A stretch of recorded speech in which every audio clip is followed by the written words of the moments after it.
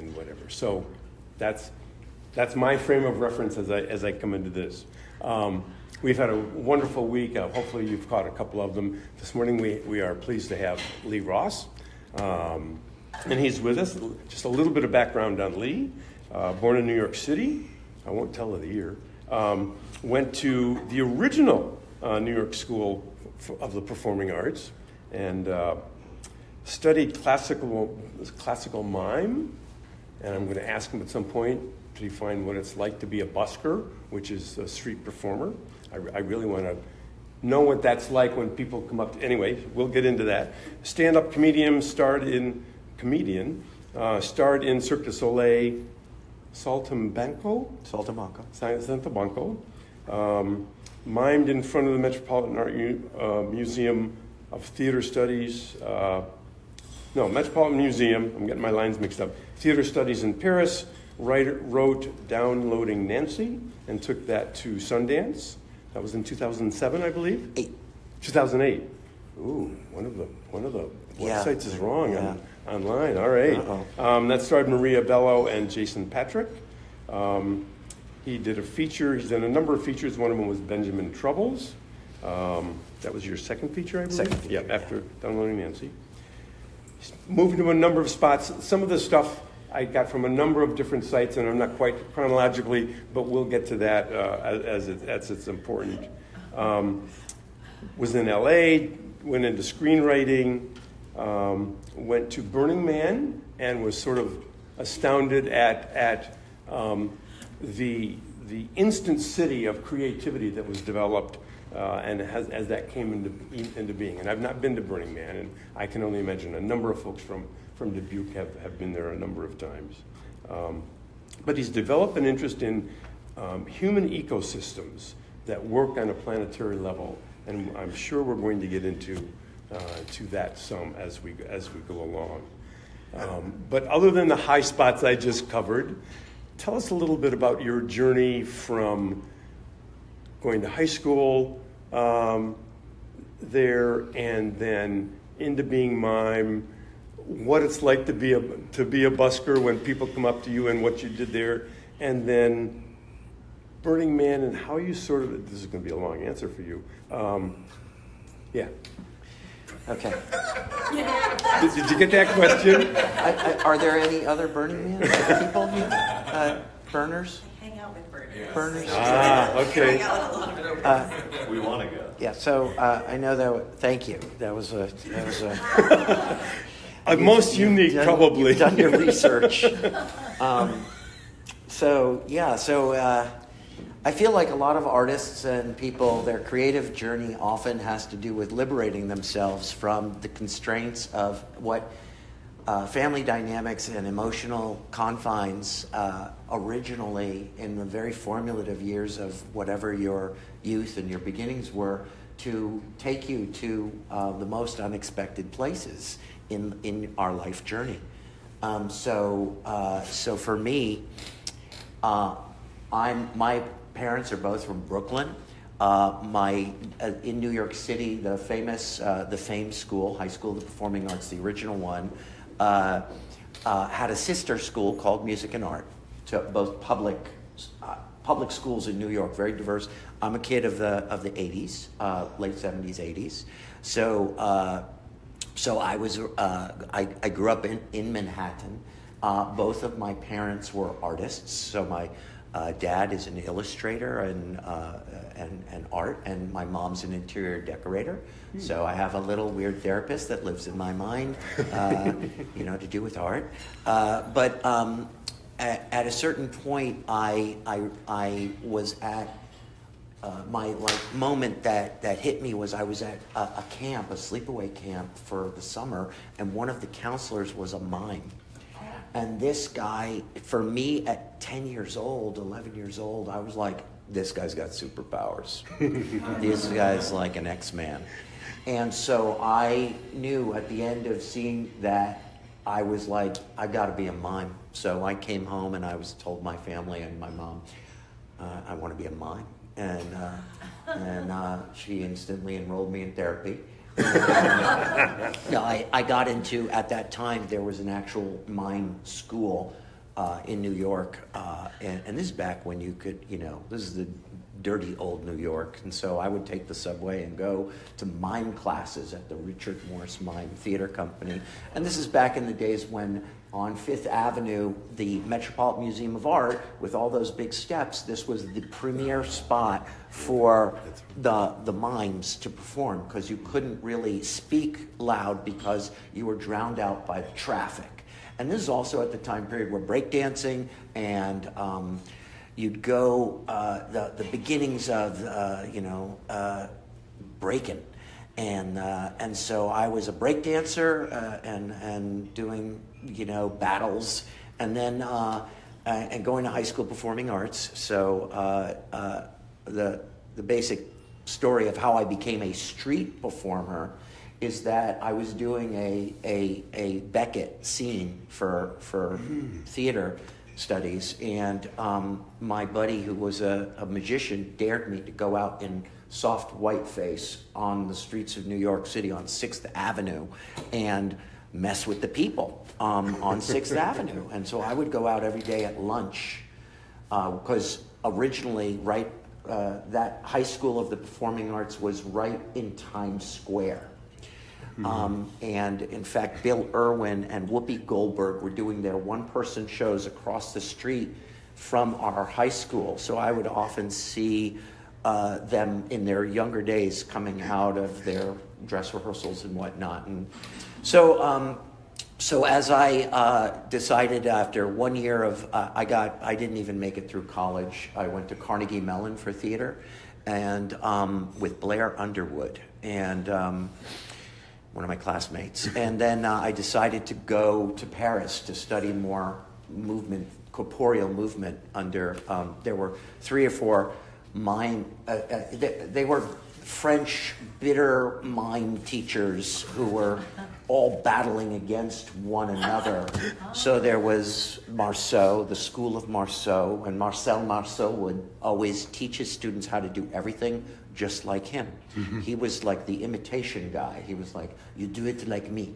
And then there was Lecoq, this very famous program that was a 2-year studies of all these international students. And I have many stories about being in Paris, but the main spot, I don't know how many people have been to Paris, but there's a very famous museum called the Centre Pompidou.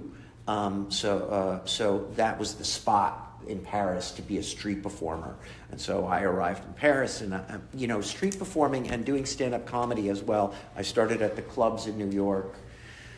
I can't believe I'm going through all this. So Adam Sandler, Chris Rock, and we would see each other at the clubs, along with numerous other, Catch a Rising Star, Dangerfields, back when Rodney was still alive. It was an interesting time to be a comic in the early 80s. I eventually came back from Paris and started touring. And stand-up comedy, when you construct your comedy set as you're writing and developing material, it becomes structure and story structure.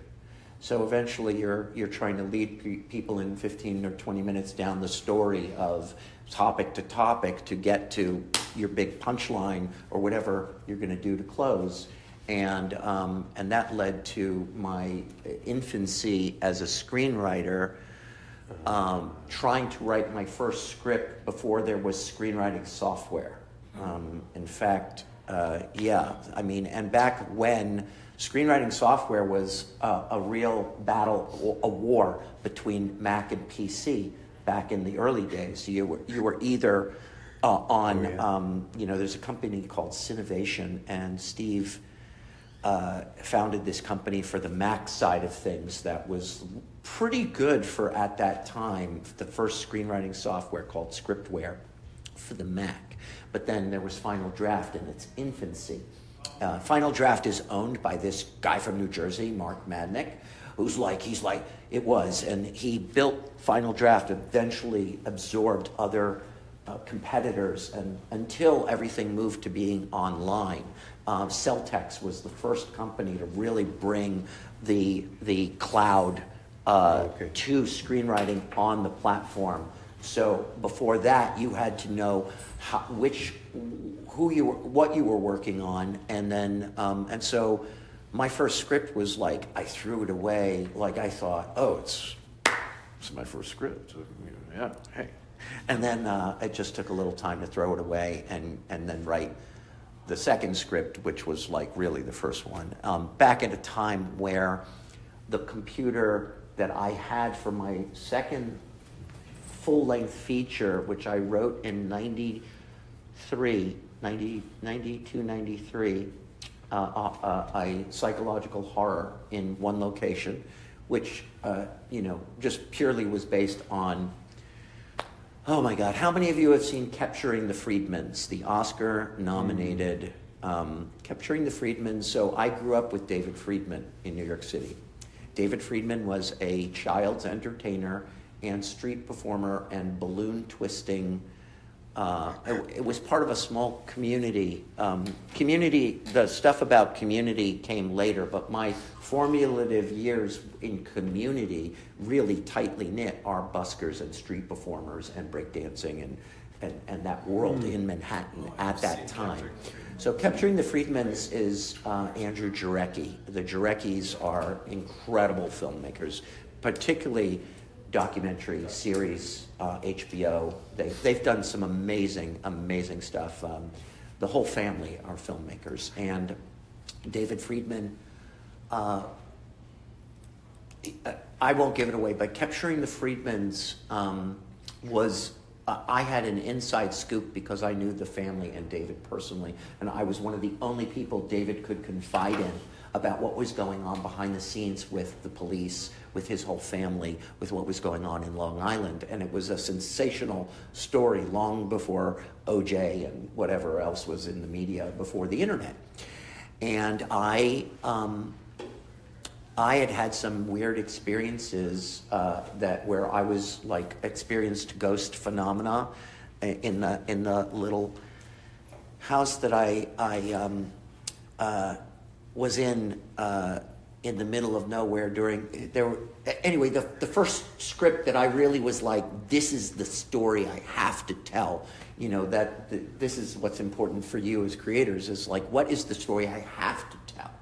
Not necessarily always engineered because, oh, it's good. This is the hook, and I've got the great little concept, and this is what's going to, it's just purely about what am I the most afraid to write? Where is my fear around writing? So, and that's one of my rules is if you're terrified to write it, but you already thought the thing, like you thought it, you have to write it. You must write the thing you're terrified to write. So that becomes an interesting obstacle into how you break it down or weave that enormous elephant in the room into a story. And so my first script, unfortunately, and you've probably heard this in interviews over the years, but Hollywood and this journey as storytellers and creators, it really is about fundamentally and on some level luck and who you know. And, it's a series of relationships to higher and higher levels in LA. And when I was in LA in my first time, I can talk about at some point some of the strategies when I coach screenwriters about how to get your script to, like, what are the various paths when you're in Iowa or you're somewhere where you're like, I don't know how to, or is the Blacklist as a platform worth it? Should I be paying that monthly fee for the Blacklist? Fuck, the Blacklist, how many of you know the Blacklist?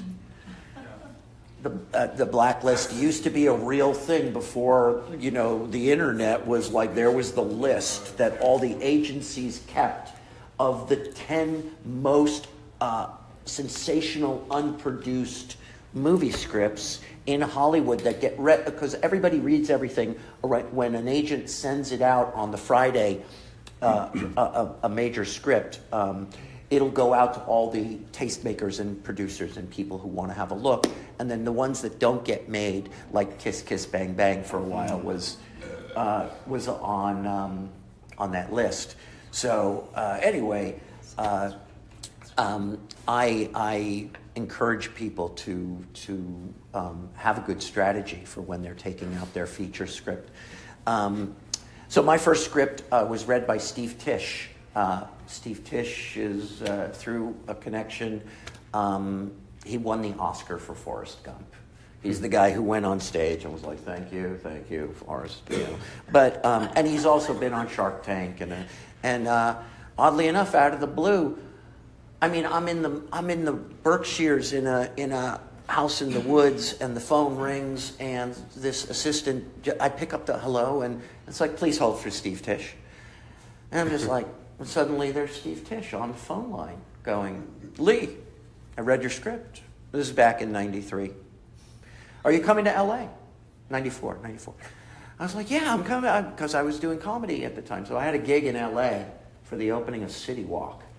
And the next thing I know, I'm going into over by Sony at in Culver City. My friend, I don't have a car, and here you go. Here's Steve Tisch. Here's your water, and it's my first Hollywood meeting. I'm still like a street performer and comedy guy, and it was the weirdest meeting I've ever had. And I ended up writing a script about my one most personal script is called Nothing Personal. I've never sent it out. It doesn't get. It was a purely. Sometimes you have to write a script to tell someone "fuck you," but you do it through your storytelling, because that's the only canvas where you can actually fully let it out in this imagined whatever way. And I had,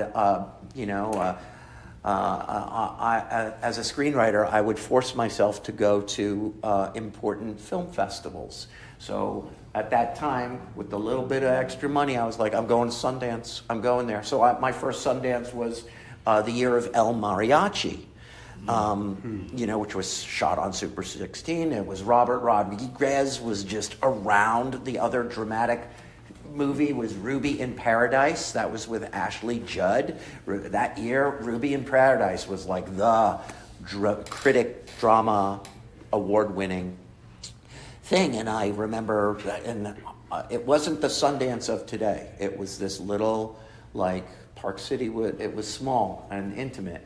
And you could go up to people and not have to have gatekeepers and everything. And there's Robert Redford, right? Hey, Robert Redford's right there.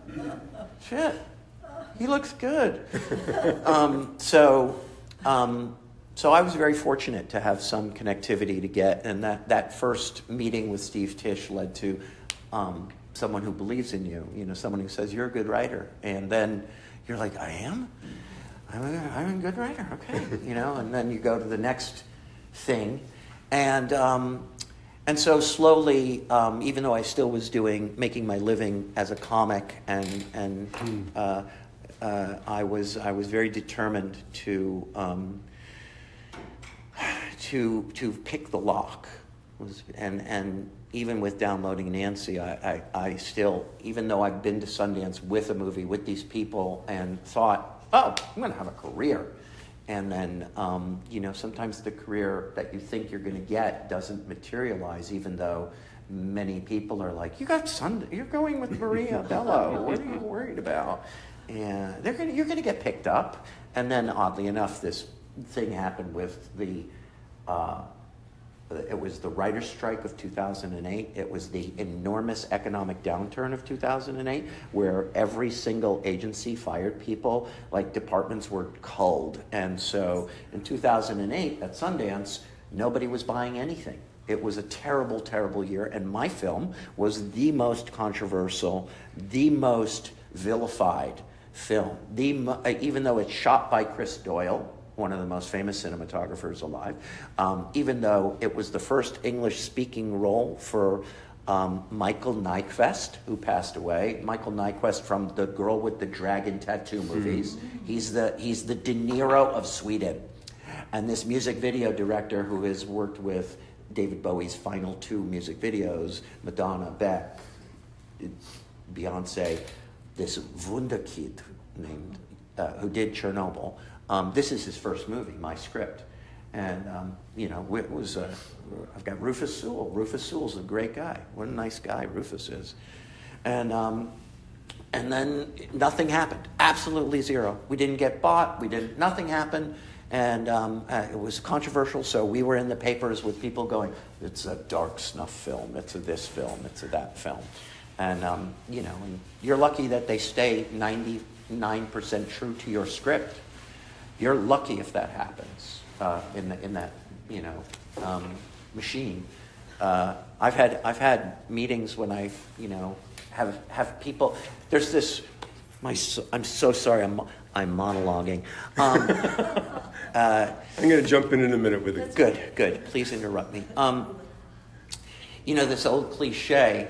There's this silly story where they're like, the guy comes in for the meeting to the big agency, and the producers are there, and they're like, "We love the script. We love it set during World War II. We love." She's evading the Germans, and she has the dog. The dog is with her, and we think this is a taut, amazing, epic period piece. One little question: can we make the dog talk? And that was the studio coming in going, we want the dog to talk. And that's kind of what I experienced with some of my meetings, where they say, well, what if she lives in the end? What if, can you change it so she lives in the end?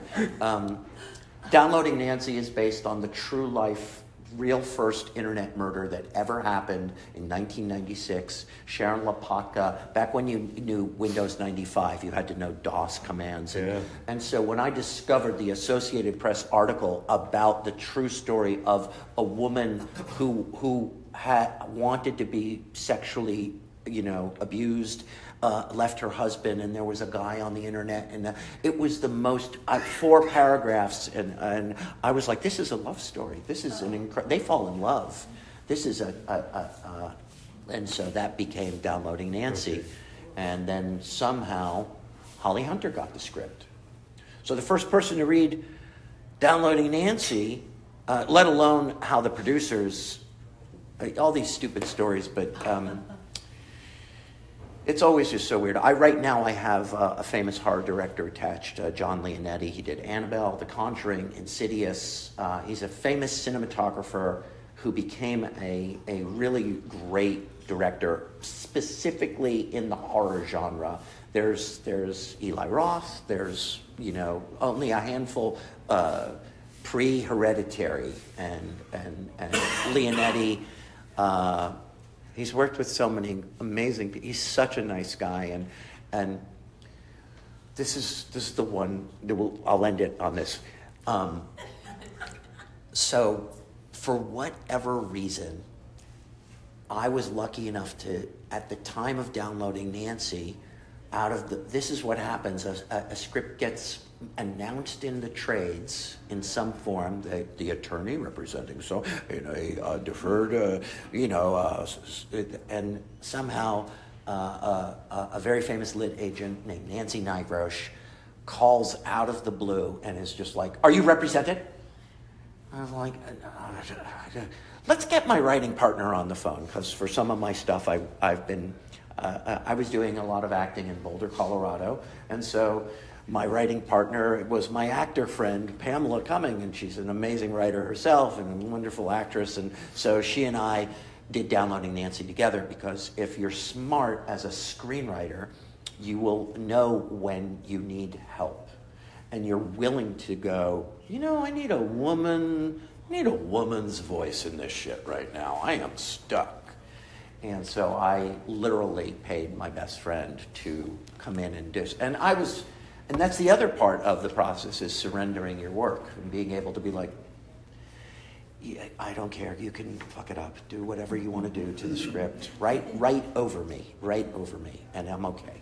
Because you have to have the trust with whoever that partner is as a producing partner. If you don't have that trust, it's not going to happen. So suddenly Nancy Nigrosh says, I'm at Innovative Artists. That's where Brandon Routh is repped. Innovative is known as an actors agency, APA, actors primarily. And so it ended up that at the time, Nancy Nygrosh was also representing cinematographers who were becoming directors. And so suddenly one of our other projects got put in with John Leonetti long ago. And over the years, John and I had kind of stayed connected, but you know when you're writing in the fill in, the computer automatically fills in the name in the memory of people you've written before. And John went on to some big successes and was repped by CAA. And his agent, David, is doing some deal, and it was a horror project. And the producers, a team, David Tish and another Lee, I forget his last name. It's the company that did the Blade Runner sequel with Ryan Gosling. And John somehow hits the L and it pops up Lee.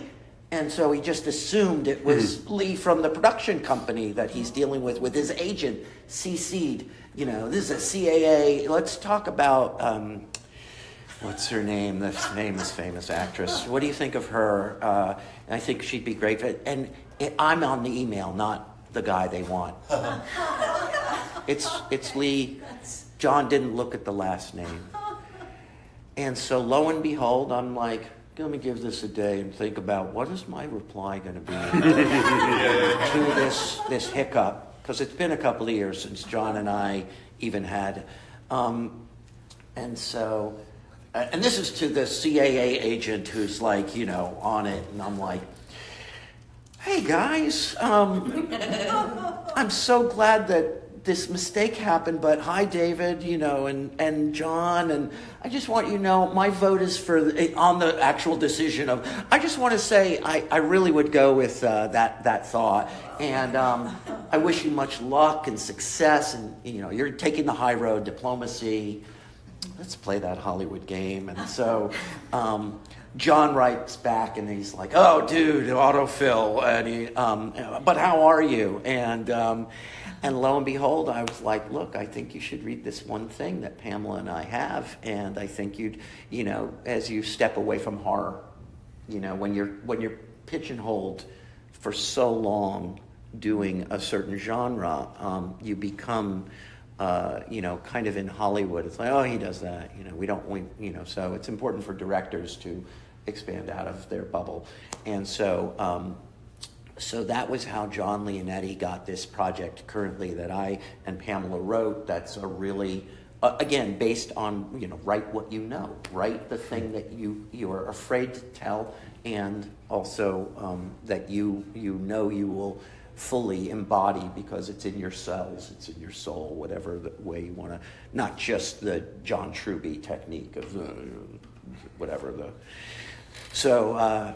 I'm going to be more specific in my questions from here on out. Sorry. I'm sorry. That was a huge monologue. Thank you for your patience on that. No. All good. Great. What's driving you now? What's your reason for getting up in the morning these days? Oh. What's on your... Well, it's a...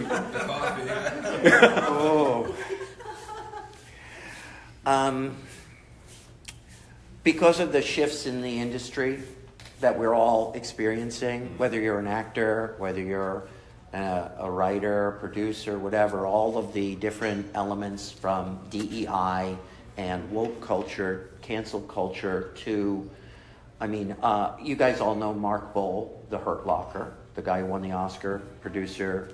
Mark Bowl's a friend because his brother is the actual writer, Chris Bowl. Chris Bowl, I grew up with Chris. We went to Carnegie Mellon together, and Chris is an incredible writer to me. I'm always so thankful he'll look at something of mine. And he's at CAA, and he has big management, and his people told him just a couple of years ago, they were like, you're a white man over 50.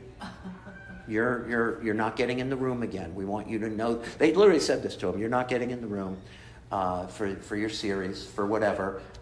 We've got a very, Chris called me one day. He was like, I'm not getting any meetings. No meetings.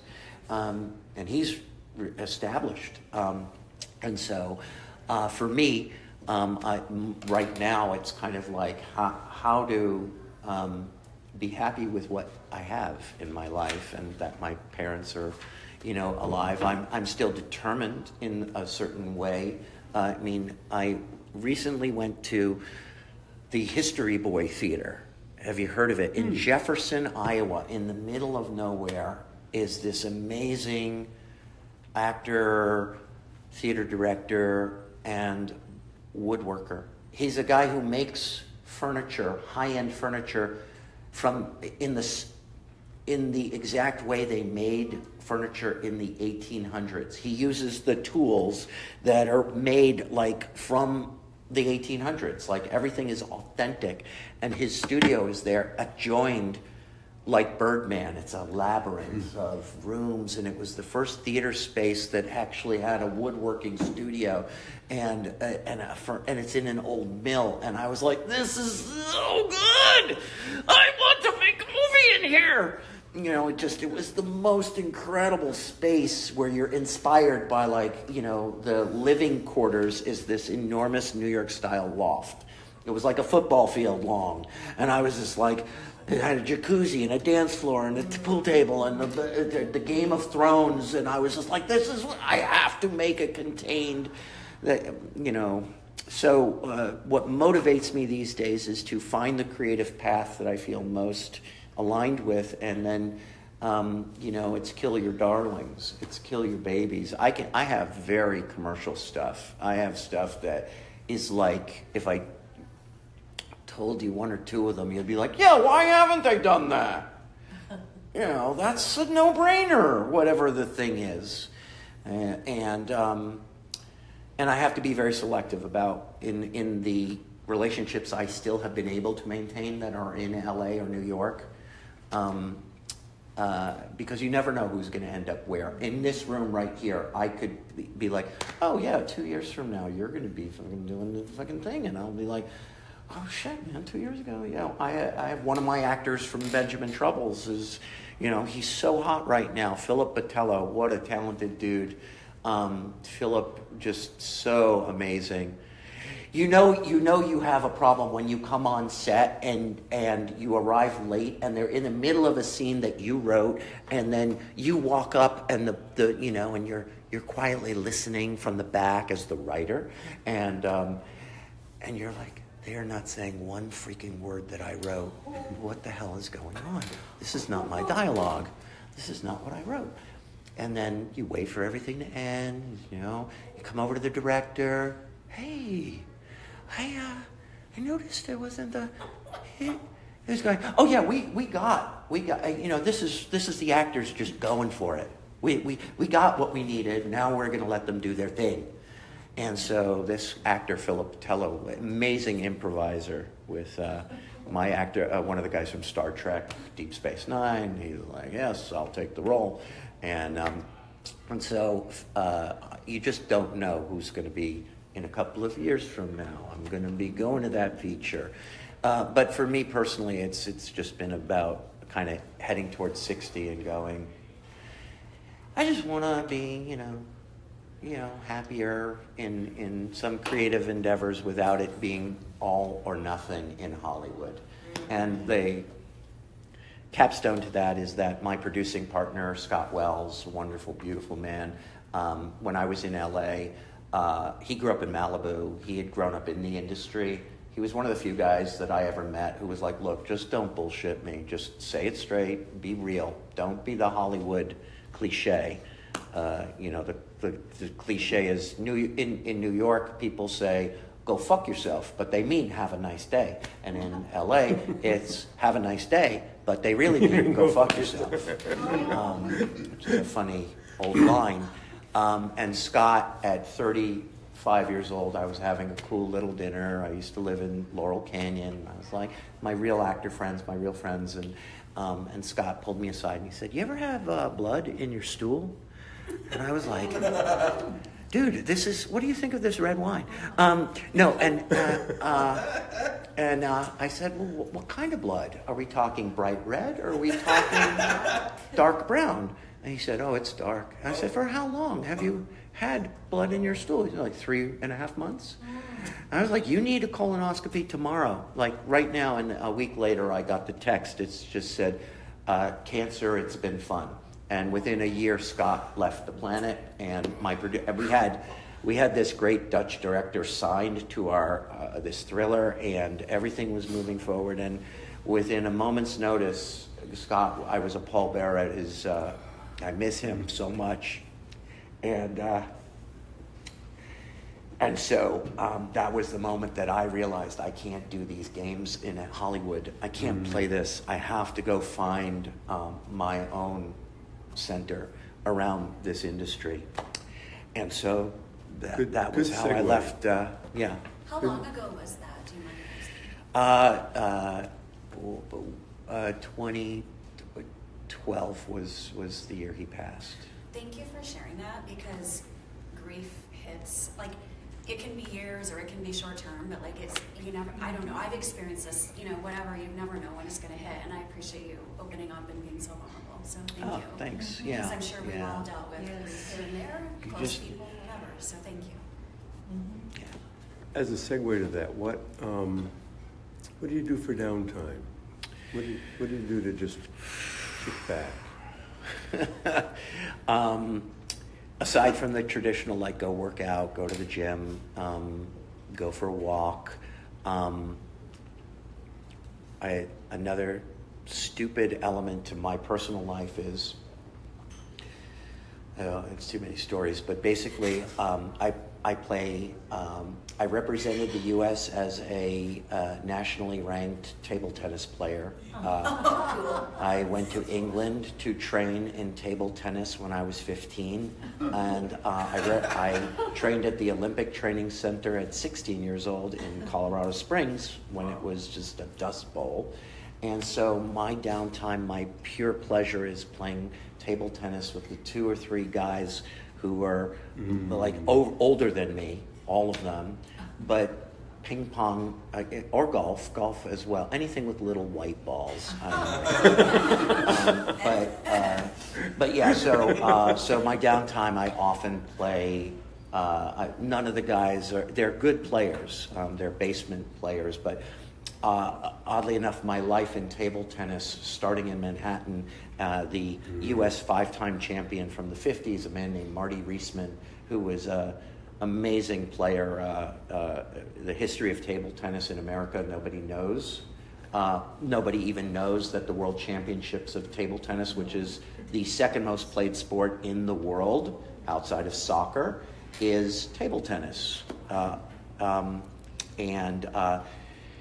And so when you look at the industry, for example, with China and 1010 doing her workshop about distribution, and yet how do you find or infiltrate to a co-production for a subject that hasn't been done? And so my love of table tennis, of course, I have a Karate Kid of ping pong movie project, and because it would be lovely to see Jet Li actually not do any fucking kung fu, because what happens is table tennis players from China defect to Canada, to any Western country, and they marry, and then they leave China behind, and they're never allowed back, and they become coaches on the national level. So a number of the greatest coaches that I've known in America were formerly Chinese champions. So when you look at a Jackie Chan and you go, why can't he just be a fucking actor?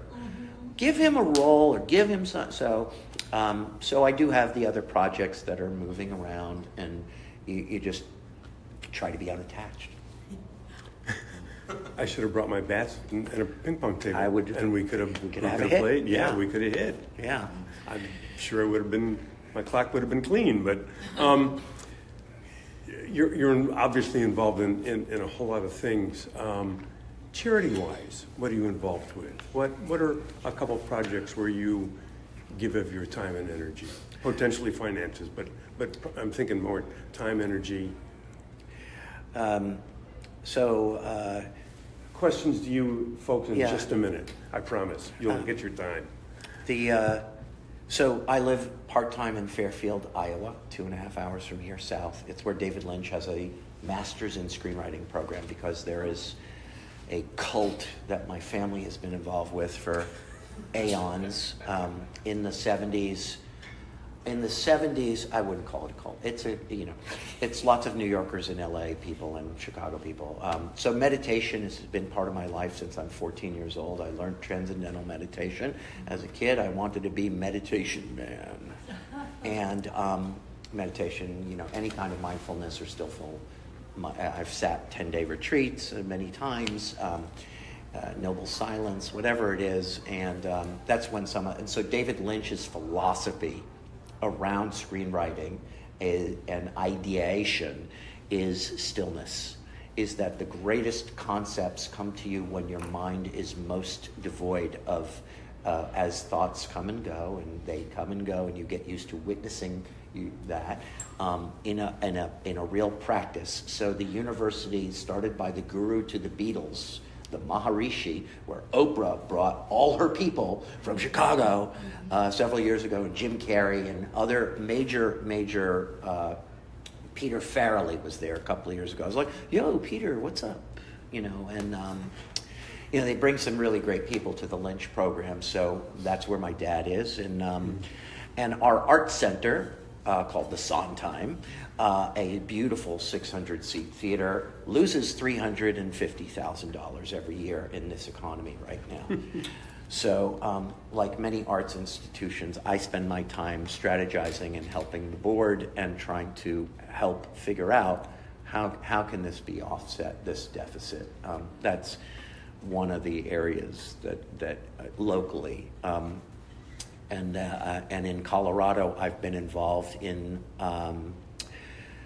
the affordable housing and entrepreneur initiatives in a town called Salida, Colorado. It's up at 7,000 feet. It's a little arts town which has a lot of documentary people are in the mountains of Colorado. That's all. It's what they are. It's all doc, mountain film, great festival for a doc. Any kind of outdoor adventure, anything, mountain film, amazing. They're out of Telluride. And so I've been involved in offering free, authentic writing workshops. I teach I wouldn't call it a spiritual practice, but it is a type of writing practice that leads to character and story, but it all starts with authentic writing, which is getting the monkey mind off your back. And most writers have a lot of difficulty kind of just going, I'm just going to let the pen go, and I'm not going to censor or edit what actually comes out when you're not thinking. And so I teach that practice, so to speak. And so I've been often, that'll be like the gift to the community, is I'll offer that for free. Right, well, thank you. And because I find that folks in the film industry, others as well, but in the film industry, that there's usually been one or two people along their paths that have given to them and mentored, or whether directly or indirectly, whatever, and they're usually more than willing to, if you show an interest and ask some questions, they're willing to help along the way as well, and sometimes more directly to specific organizations. I have one last question before I open it up to them, and this is I'm going to thank J.C. Tops. She used to. When I walk, I listen to various folks who are interviewing people. J.C. Tops worked for Wine Enthusiast, and she would ask various questions, and I'd remember the questions and write them down when I get home. But this one, she would end every single of her interviews with, "It's the end of the day. Your feet are up on a cushion. What's in your glass?" Used to be a red wine, but Okay. with my doctor's consultation these days, I've tried really hard to. I don't like black coffee, but now I drink black coffee. Last night was so challenging with all of the dessert spread that was out. I was like, oh my God, I just. These days, oh my God, I can't believe I'm saying this. I will do a coffee substitute. at the end of the day, or a good herbal tea. Okay. Yeah. All right. Thank you. Now, was that a stretch or was that a it was a question? stretch. Okay. Yes, sir. Questions? You've had a fantastic, varied career. What's been the highlight for you? Oh my God. Okay, so, oh my God. I'm going to circle back to Cirque du Soleil. So yeah. Cirque du Soleil, the Disney of Canada, when you translate, Cirque du Soleil really means just, if you translate, just expensive ticket. That's the French. I have so many stories to do with Cirque du Soleil. So I used to live in Australia, and I spent 6-7 years in Australia, where I was a well-known Jewish, neurotic New York stand-up comic in my 20s. I would do television shows. I was nationally known. I toured all the universities all the time. I had 3 agents, 1 for TV. You know, I was so happy in Australia. And Cirque took the show, Saltimbanco, was, I replaced one of my, street theater is generational. It's every few years a whole new crop of performers comes up, and I'm from a very specific circle. The most famous clown mime performer who was on Broadway with Bill Irwin is named David Shiner. David Shiner did a show called Full Moon on Broadway in the mid-90s. And David was in Paris the poster child for where you can go to leave the street and he went on to a famous German circus called Roncalli. And Roncalli was that's like the cruise ship of freaking making it out of. And so when I replaced René Bazinet, one of my other, René was the generation before me on the streets of Paris at Beaubourg, at the Pompidou. Like, there were these guys who were like the gods of street theater. You couldn't believe how much money. You'd be like, how did he do that? You know, and so with Cirque, I replaced, normally Cirque hires 2 people to play 2 different roles, the dramatic role and the clown role in their, so, oh my God. Cirque du Soleil was very... Does anybody have a plane to catch? Cirque du Soleil, so Guy, the billionaire owner, Guy and Danielle at the time, I was lucky to be part of Cirque in 1998, 99, like when Prince's song had some value, because I was like, I'm going to go away with Cirque du Soleil and party like it's 1999. And so they were rebooting Saltimbanco. Saltimbanco was the show that saved the company.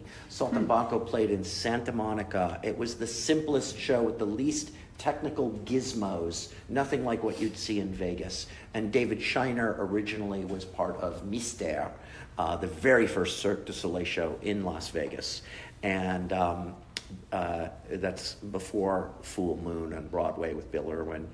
And so when I replaced René, I was the first performer they had who could actually do both roles that he originated. And so I realized about a year into playing both these people that normally are 2 separate people, that René was a crazy person. René was insane to do both these roles. She'd run backstage, oh God, I gotta get into this costume. And now I go back on stage. I was the most out of the show, even though there's the house troupe, which is, it's a cast of 50, my show. And then you've got another 100 people who are it's a little mini city. It's a fish tank. The Russians will come up to you and just go, you're the clown, I do not like you. They'll just tell you straight up, you're a clown, I don't want to talk to you. But anyway, I had like a mental breakdown while I was touring and doing these 2 roles, and we were in Singapore. This was the first show to go to the Asia Pacific. So Australia, the reason I took the job, and it was really just a job at that point for me. It was not like, this is my passion. I just was like, okay, I'm going to take this gig and we'll see how it goes. And And I had cracked my head open during this when we were in Brisbane, and I needed 20 stitches. I was very depressed. It was just one of these weird tours. People get injured all the time. The Cirque du Soleil will tell you, like they will go, you are expendable, you are replaceable, you do not own the character that we give you. You must ask permission to get the photo. When you have your family, ask us, make sure it's okay, because this is intellectual property. And so they're ruthless behind the scenes, ruthless company. And Guy, this billionaire, I've hung out with Guy La Liberté, really nice guy. It's amazing when someone's a billionaire. They're so like, their vibe is just like, that's cool. I want to be a billionaire. Just have that vibe.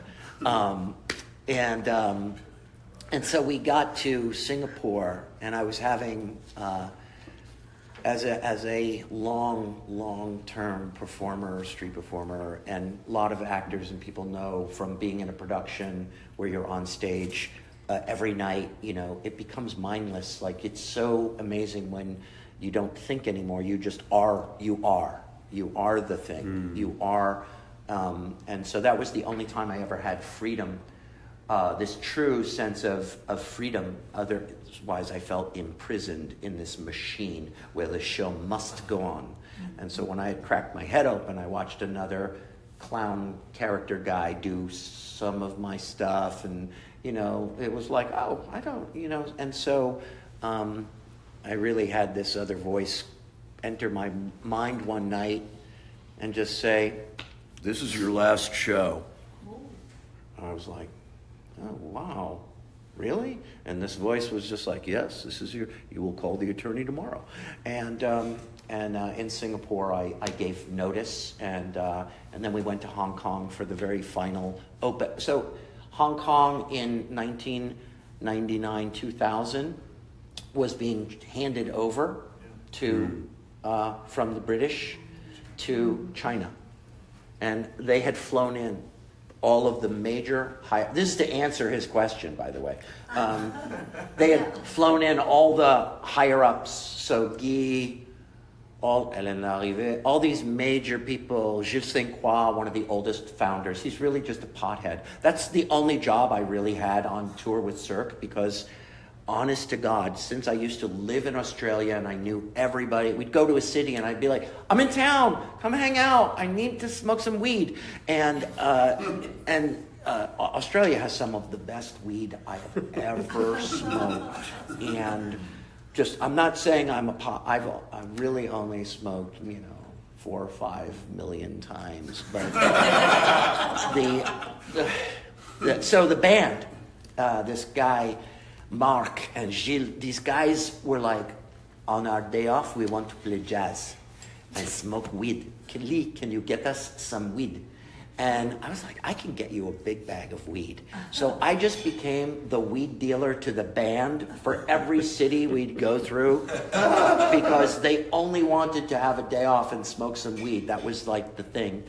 And so in Singapore, at the end of when I had this, what I call magic, the timeless magic, no mind, no, you literally, it's as if you've taken some acid or something, and you feel the audience so completely that there's no time. It's suddenly time evaporates, and you're just in this perpetual now and I'm alone in the chapiteau, in the tent, and that was the only time I could feel this sense of not feeling isolated and alone, was on the stage.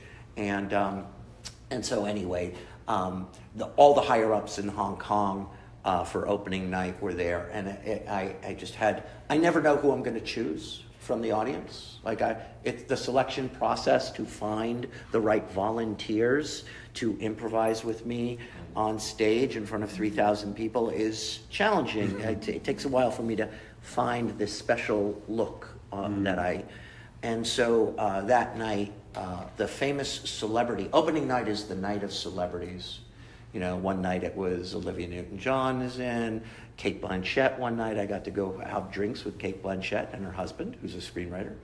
And so that night, Maggie Q. I don't know if you know who Maggie Q is. She's a famous Asian martial arts Mission Impossible Maggie freaking Q. At that time was a little model and a pothead. And in Hong Kong, she was just like, "You want to smoke a joint?" And I chose her that night, and she was amazing. Maggie Q with this little waif sitting in the front. I was like, "You're on stage. Come with me." And it was the greatest fuck you to the owners. It was like the ultimate fuck you was they all know I'm leaving the show, and you're not going to have this magic anymore. and it was like a home run. I remember one of the founders, Gilles St. Croix, he came backstage, he said, "It's just like David Chanel." It's just like this famous routine that David created. So it felt really like, as far as ultimate moments, that was, as I came in the artistic tent and off stage, I have never really screamed like everybody in the cast, just their heads all were like, because I was screaming in like a touchdown kind of fuck you, fucking ultimate revenge moment, like, you know, like where the villain is dead and you're just like, you know, and it was a phenomenal feeling, capstone to that experience and that was it. I went into a midlife crisis. I moved to LA. I mean, it was a ridiculous transitional time when you move from one career, hopefully, to another. Yeah. I'm glad we've been able to get you to open up this morning. I'm just so happy to have an audience. Question. Like, what do you think about AI, and could it actually help screenwriters, or is it going to be more like make them more lazy? Because, you know, like at my company, we're trying to test everything else, and it seems like it's making us, okay, just put in a few keywords and it'll just print everything out. So, okay. So I spent a good amount of time in tech. Don't leave. I spent a lot of time in tech. I co-founded a co-working space. That still is around. I had a dating app in the App Store that I designed, and so there is already, for example, an AI screenwriter platform that already exists. I cannot recall the exact name of it, but it literally, you punch in the keywords and a few sentences and it will construct based on your language. But in no way will AI be replacing. It may be able to replicate and duplicate certain types of information in a better formation of the linguistics and whatnot. But it cannot ever take away the spark of your imagination, and it never will. The human, because the human connection on a soul level and on a heart level is to something greater than anything that AI will maybe evolve to have a certain perspective on things as it keeps evolving. Like for me personally, I still haven't used it yet, but I'm thinking in the future I might write out the letter and then put it into AI and see what they think. There are plenty of creative writers, copywriters, and people I know who are using, ChatGPT and whatnot to refine things. But I personally, in talking to other folks on the front lines around where it's going, I still, at this time, there's just too much hype, and it'll settle down.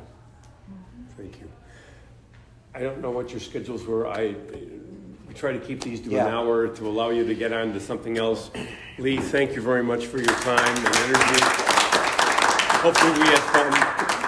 Yeah. And thank all of you for being here this morning. for your contribution to making JDIFF what it is, and may it continue to